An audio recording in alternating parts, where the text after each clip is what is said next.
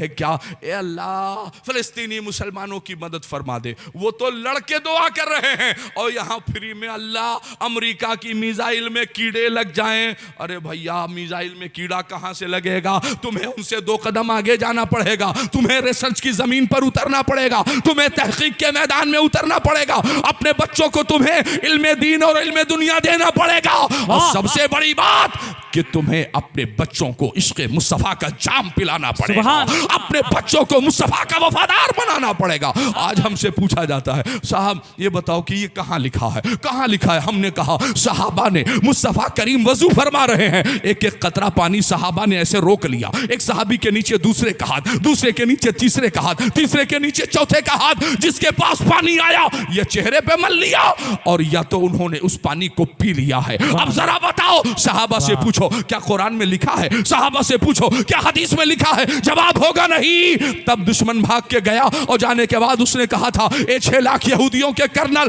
तंबू उखाड़ो, यहां से भाग चलो। तो कहा भैया ऐसा क्या हो गया, फौज ज्यादा आ गई, सिपाही ज्यादा आ गए, असलहा ज्यादा आ गया। कहा नहीं, कहा फिर काहे भाग लें। कहा जब मैं पहुंचा तो मुसलमानों के पैगंबर वजू कर रहे थे। कहा फिर, कहा एक कतरा पानी भी सहाबा ने जमीन पर गिरने नहीं दिया। कहा इसका क्या मतलब। कहा जो कौम अपने नबी का पानी जमीन पर गिरना पसंद नहीं करती वो अपने नबी का खून जमीन पे गिरना पसंद करेगी। लामुहाल, ये हो ही नहीं सकता है, ये तो मुहाल है, किसी कीमत पर यह मुमकिन नहीं है कि वो अपने नबी का खून जमीन पर गिरने दें। हजरात तालीमात मुस्तफा को हमें जमीन पर लागू करना पड़ेगा।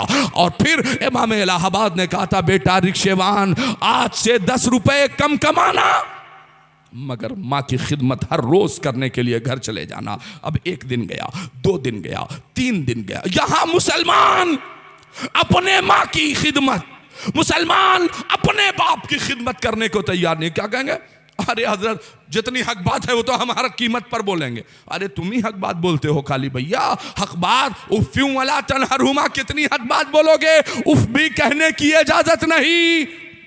साहबी ने पूछा या रसूलल्लाह अगर वो जालिम हो, फरमाया हाँ हाँ जालिम हो, जालिम हो, जालिम हो, फिर भी तुम्हें खामोश रहना है, उन्हें जवाब नहीं देना है। हजरात अब जरा गौर कीजिएगा कि कदम कदम पे वो रुसवा जरूर होता है जो अपनी माँ की दुआओं से दूर होता है। गरीब बच्चा तुम्हारी नजर में कुछ भी नहीं मगर किसी की निगाहों का नूर होता है। यार माँ उसका बेटा चाहे काला हो या गोरा, चाहे अमीर हो या गरीब, माँ अपने बेटे को शहजादे की हैसियत से देखती है। हजरात अब 1 दिन रिक्शेवान आया, 2 दिन आया, 3 दिन आया, हफ्ते भर आया तो हफ्ते भर इंतजार करने वाली उस ज़ईफा गैर मुस्लिमा औरत ने पूछा था कि ए मेरे शहजादे एक बात तो बताओ, ये तुम रोजाना खैरियत तो है। तो कहा माँ अब देर नहीं करना चाहता, बात जो सच है उसे सुन लीजिए। कहा बेटा क्या है। कहा माँ पहले मैं किसी और मजहब को मानता था, अब मजहब इस्लाम कबूल कर लिया है मैंने। कहा बेटा क्या गजब किया। कहा हाँ माँ बात दरअसल ये है। कहा फिर क्या हुआ। कहा माँ सबसे पहले मेरे इमाम ने ये कहा अगरचे तेरी माँ गैर मुस्लिमा है मगर है तो तेरी माँ, उसके बतन से पैदा हुआ है तू, उसकी खिदमत के लिए हर रोज चले जाया कर, 10 रुपए कम कमाना मगर माँ की खिदमत के लिए बेटा हर रोज चले जाना। बस इतना कहना था। रात की तन्हाई में रात तीसरे पहर में दाखिल हो रही थी। उस रिक्शेवान का बयान है कि मेरी माँ ने मेरी कलाई को पकड़ा और अपनी बूढ़ी लाठी को अपने हाथ में लेकर के खड़ी हो गई और फिर दरवाजे की तरफ चलने लगी। मैंने पूछा था ए माँ कोई जरूरत है क्या, कोई हाजत है क्या। तो माँ ने कहा था नहीं बेटा कोई हाजत नहीं है। कहा फिर कहाँ जा रही हो। रात है माँ, 2-2:30 बज रहे हैं, कहां जा रही हो। तो उस तारीखी जुमले को जरा सुनिएगा। उस बूढ़ी ज़ईफा गैर मुस्लिमा औरत ने किरदारे इमाम से जो है मुतासिर होकर के उसने जो जुमला क्या कहा था जानते हैं। उसने कहा था ए बेटा 2:30-3 बज रहे हैं, अज़ाने फजर से पहले पहले मुझे इमाम इलाहाबाद तक पहुंचा दे, इमाम इलाहाबाद के हुजरे तक मुझे पहुंचा दे। कहा माँ वो किस लिए। कहा बेटा उनके कदमों को बोसा देकर मैं भी मुशर्रफ बा इस्लाम होना चाहती हूँ और हैरत है मुझे जब 1400 साल बाद वाला इमाम इतना अच्छा है तो 1400 साल पहले वाला इमामुल अंबिया कितना अच्छा होगा। इमामुल अंबिया का किरदार कितना अच्छा रहा होगा। हजरात तारीख बताती है कि रात की तन्हाई में रिक्शे पर बिठाया है और तेजी के साथ लेकर के इलाहाबाद पहुंचाया है। माँ ने कलमा पढ़ा है, मुशर्रफ इस्लाम हो गई है। अब मुझे ईमानदारी के साथ बताइएगा अजीजाने मिल्लत इस्लामिया, ए पैगंबर इस्लाम के दीवानों, इमामुल अंबिया के जानशीनों और इस जमीन पर गुलाम होने का दावा करने वालों, अरबाब फारूकी तुमसे चंद मिनट में रुखसत होना चाहता है। एक आखिरी बात मैं आपसे कहना चाहता हूं। बदर की तारीख में आपके सामने रख रहा था। पैगंबर इस्लाम के सामने जब असीराने बदर को लाया गया तो पैगंबर इस्लाम ने क्या कहा?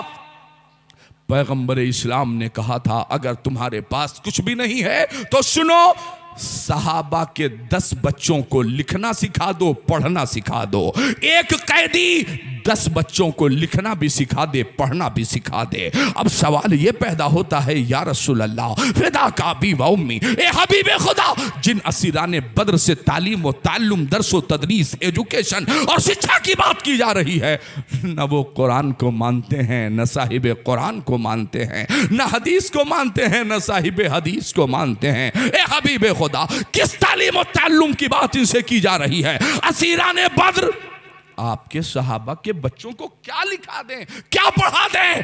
तो मिजाज नबूवत ने आवाज दिया था, सुनो, जहां सहाबा के बच्चों के एक कंधे पर हदीस और कुरान का इल्म होना चाहिए, वहीं दूसरे कंधे पर इल्म दुनिया भी होना चाहिए। उन्हें दुनिया की बेशतर जुबानों पर उबूर हासिल होना चाहिए। सहाबा अर्ज करते हैं, या रसूल अल्लाह, हम अरबी हैं, जुबान अरबी है हमारी, हम उस तालीम को क्यों हासिल करें? तो अल्लाह के हबीब ने कहा था, ताकि हुदूद मदीना से बाहर निकल कर अमेरिका में, ऑस्ट्रेलिया में, दुनिया के बेशतर ममालिक में जब सहाबा के बच्चे दीन की नश्र इशाअत के लिए जाएं तो लाजिम है उन्हें दुनिया की बेशतर जुबानें आनी चाहिए। जिस मुल्क में जो जुबान चल रही हो उस जुबान का जानना जरूरी है। तब तो आप बताओगे अल्लाह क्या है, रसूल क्या है, कुरान क्या है, तब तो आप बता सकते हो। हजरात, तो मुस्तफा करीम ने सिर्फ इल्म दीन ही नहीं, इल्म दुनिया की भी तालीम दी है। असीराने बद्र की जिम्मेदारी अता की है अल्लाह के हबीब दोनों आलम के तबीब ने।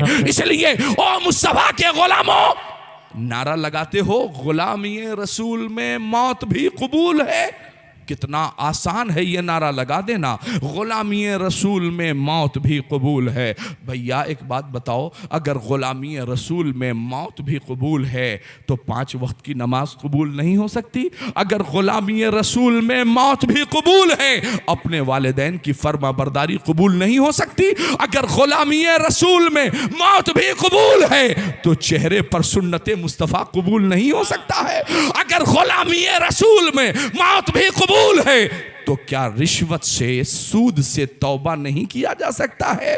आप ईमानदारी से बताना, ये जो 57 मुस्लिम ममालिक बैठे हुए हैं सबकी जुबानें खामोश हैं। 1400 साल पहले हबीब खुदा ने कहा था, सूद के करीब भी न जाना, रिश्वत के करीब भी न जाना। क्यों कहा था? इसलिए कि पता है पैगंबर इस्लाम को आने वाले दिनों में ये यहूदो नसारा तुम्हें सूद देंगे, तुम्हें रिश्वत देंगे, तुम्हें पैसा देंगे, उसके बदले तुमसे वो सूद की रकम वसूल करेंगे। नहीं दे सकोगे तो उनके दबाव में तुम्हें रहना पड़ेगा, उनके प्रेशर में तुम्हें काम करना पड़ेगा। और यही हो रहा है। उन्होंने कर्जे दिए हैं, सूद समेत वापसी भी हो रही है और कहा जा रहा है हाँ खबरदार बोलना मत वरना पूरा पैसा पहले ला करके दे दो। यकीन मानिए 1400 साल पहले पैगंबर इस्लाम ने मना किया था तो अल्लाह ने कुरान में कहा, फज़कुरूनी अज़कुरुकुम, तुम मुझे याद करो मैं तुम्हें याद करूंगा। कौन कह रहा है? मेरा रब वादा कर रहा है। तो जमीन पर जब तब बस्ती की बस्ती तबाह हो जाए और अहले फलस्तीन कुरान की तिलावत कर रहे हो तो वो तबाह वाली जमीन पर जहां बम बारूद गिरे हैं उस जमीन पर जब अल्लाह का जिक्र किया जाता है, जमीन पर फलस्तीनी जिक्र कर रहे हैं, अल्लाह आसमान की बुलंदियों पर उनका जिक्र कर रहा है। यही हाल हमारे बुजुर्गों का था। 80 साल की उम्र उन्होंने बंदगी का हक अदा किया, फज़कुरूनी का हक अदा किया तो अज़कुरुकुम का हक ये। आज आपके गांव में जश्न गौसुल वरा, भैया कैसो साल हो गए गुजरे हुए जश्न गौसुल वरा। कल की जहां तारीख है जश्न गौसुल वरा, परसों की जहां तारीख है जश्न गौसुल वरा, पूरे महीने माह रबीउल गौस। कौन सा कहा, हमारे अब्बा को तो कोई याद नहीं रखता, हमारे दादा को तो कोई याद नहीं रखता, बड़े बड़े सलातीन ज़माना को तो कोई नहीं याद रखता। ये गौसे पाक को याद क्यों रखा जाता है? 90-92 साल की उम्र तक फस्कुरूनी का हक अदा करने वाले गौसे पाक ने कहा था, ए मेरे परवरदिगार, मैंने फस्कुरूनी का हक अदा किया है। तो आवाज आई, अब तेरा वक्त पूरा हो गया। पूछा था, ए परवरदिगार, फस्कुरूनी का हक तो मैंने अदा कर दिया, अब जब फस्कुरूनी का हक अदा करने के बाद दुनिया से चला जाऊंगा तो क्या काम खत्म? आवाज आई, नहीं, अज़कुरुकुम का सिला ये रहेगा, तुम रहोगे बगदाद में मगर जिक्र पूरी दुनिया में होता रहेगा। रहोगे, अज़कुरुकुम का सिला ये होगा कि बच्चा बच्चा नारे गौसिया बुलंद करता रहेगा, नारे गौस बुलंद होता रहेगा। हजरात, तो यहाँ जितने अफराद बैठे हैं, मैं सबसे गुजारिश करना चाहता हूँ, पलटिए, आइए अपने असल दीन की तरफ आइए। अपने मदरसे के लिए थोड़ी थोड़ी सी रकम आप इकट्ठा करना शुरू कीजिए, एक कमेटी तश्कील दीजिए और इस नियत से तश्कील दीजिए कि मेरा घर है मगर ये रसूलुल्लाह का घर है। इस नियत से इकट्ठा हो जाओ, अपने नौजवानों को मस्जिदों की तारीफ रग़बत दिला दो, अपने नौजवानों को अजान की आवाज हो तो अहाते में बैठी हुई बहनों से, माओं से अपील है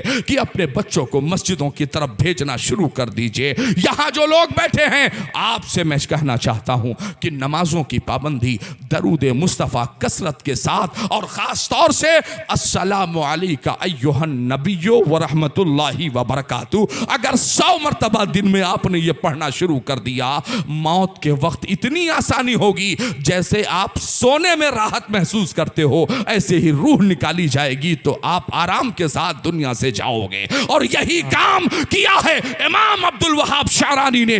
दौरे मुस्तफा के ज़ाहिरी दौर के 900 साल के बाद पैदा हुए हैं मिस्र की जमीन पर इमाम अब्दुल वहाब शारानी। और फरमाते हैं, मैं बैठा होता था अपने मिस्र के कमरे में और बैठ करके मैं कहता था, अस्सलामु अलैका अय्युहन नबिय्यो व रहमतुल्लाहि व बरकातुहू। तो इमाम अब्दुल वहाब फरमाते हैं, रुफ़िअल अर्ज़ु बैनी व बैनका कब्र नबी सल्लल्लाहु अलैहि वसल्लम की तमाम हिजाबात मेरे कमरे से लेकर के तुरबते मुस्तफा तक के तमाम हिजाबात हटा दिए जाते थे।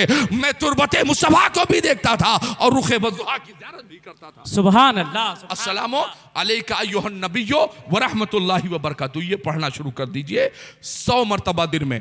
सलाम करना सुन्नत, जवाब देना वाजिब। जब 50 साल पहले दफन होने वाला मुर्दा जवाब देता है आपके कब्रिस्तान में, तो सोचो तुम अपने गांव से सलाम करोगे तो मदीने से पलट के इंशाअल्लाह जवाब आएगा। तू कहेगा या नबी, आवाज आएगी हाँ उम्मती, हाँ उम्मती।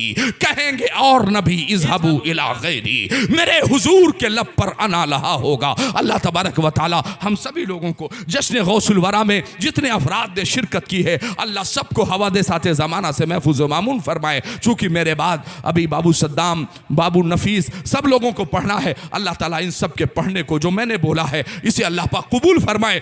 दौरान गुफ्तगू, दौरान खिताब कोई ऐसा जुमला निकला हो जो नाजेबा रहा हो, मैं सबको इज्तिमाई तौर पर गवाह बना करके तौबा करता हूँ। अस्तगफिरुल्लाह रब्बी मिन कुल्ली ज़ंबी व अतूबु इलैहि, सुब्हानल्लाहि व बिहम्दिही, सुब्हानल्लाहिल अज़ीम व बिहम्दिही अस्तगफिरुल्लाह। जरा सी बेउसूली से कद्दावर टूट जाता है, कभी थोड़े से पानी में शनावर डूब जाता है। कहाँ भागे चले जाते हो तुम सब जानिबे मगरिब, वहां सूरज भी जाता है तो जाकर डूब जाता है। हुजूर के रास्ते पर आइए, इंशाअल्लाह कामयाबी वहां है। अस्सलाम।